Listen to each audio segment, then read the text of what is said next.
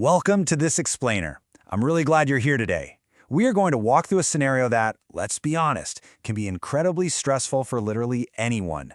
But we're going to do it together, nice and calmly, step by step. Think of me as your reassuring guide to understanding your basic privacy rights during a police stop. All right, let's just dive right into this.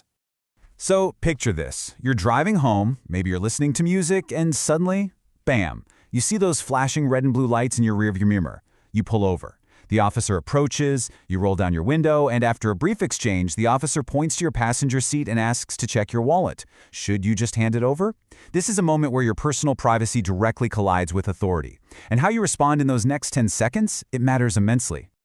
Just to lower the anxiety around all of this, here is our roadmap for today. We'll quickly cover the privacy question, what's inside your wallet, handling the interaction, the biggest mistake people make, and finally, when search rules actually change. All right, part one, the privacy question. Let's start with our fundamental legal baseline here. A standard routine traffic stop might seem pretty straightforward, right? But it can instantly transform into a highly complex legal situation the very moment your personal items are targeted. Here in the United States, your personal belongings are protected by foundational privacy rights. So when an officer asks to search your stuff, it is not just a casual request, it is a formal inquiry that touches on your civil liberties. Understanding this baseline is absolutely your best defense. It shifts the power dynamic from one of fear to one of informed awareness. Moving on to part two, inside your wallet. Let's see exactly what makes this so critical. Think about a standard wallet for a second. It is not just a piece of leather or fabric. Honestly, you should think of it as a pocket-sized filing cabinet. Your wallet holds IDs, bank cards, cash, receipts, deeply personal details, and highly sensitive financial information. Because of that, it deserves the absolute highest level of personal privacy protection. Now, a really common question people ask is, hey, if I open my wallet just to get my license out, can an officer legally see my credit cards or IDs? The short answer is, if your wallet is wide open and those items are in plain view, yes, an officer can see them. That is exactly why it is so crucial to handle this physical item with care and just be mindful of the sheer amount of sensitive data you're exposing every time you flip it open. Part three, handling the interaction. Okay, we are now at the most critical moment of our hypothetical stop. The officer has asked for your wallet. The crucial point here is knowing exactly what to say. I want you to internalize this exact wording. If police request access to your personal belongings, you can politely, but very firmly say, I do not consent to a search. Let me just repeat that a little slower. I do not consent to a search. You don't need to be aggressive, you don't need to be loud, you just need to be clear. This single actionable phrase is your legal shield, formally establishing that you are invoking your privacy rights. Part 4. The biggest mistake. Now, simply knowing what to say isn't enough if you don't know how to act. This perfectly illustrates the divide between a safe encounter and a dangerous one. On one side, we have the gold standard, remaining completely calm and respectful. On the flip side is the major pitfall, reacting emotionally or physically. During a stressful stop, it is incredibly easy to let adrenaline take over.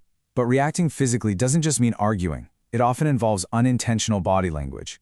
In fact, there are 3 specific nonverbal actions that might unintentionally signal suspicion to an officer, and you must avoid them.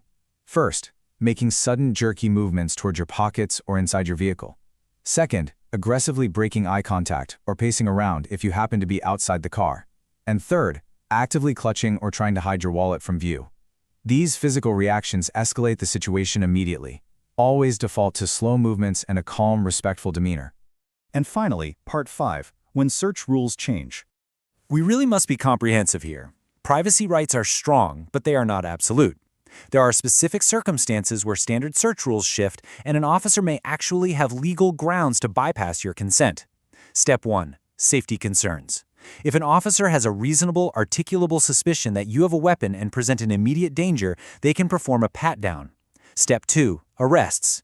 If you are lawfully being placed under arrest, the police generally have the right to search you and the items immediately on your person, including your wallet, as part of that process.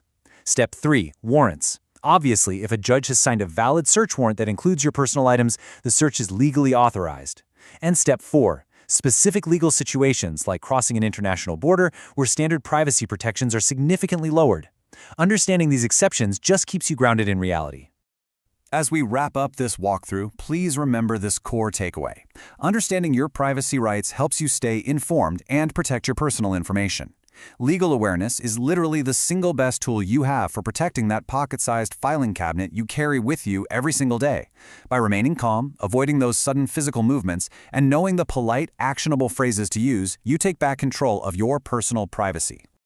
I want to leave you with a final thought to reflect on right now. Are you safely organizing and protecting the sensitive financial information inside your wallet today? Do you really need to carry every single card, every random receipt, and every piece of personal data with you on your very next drive? Take a quick moment later today to audit your own pocket-sized filing cabinet. Thank you so much for joining me for this explainer. Stay calm out there and always know your rights.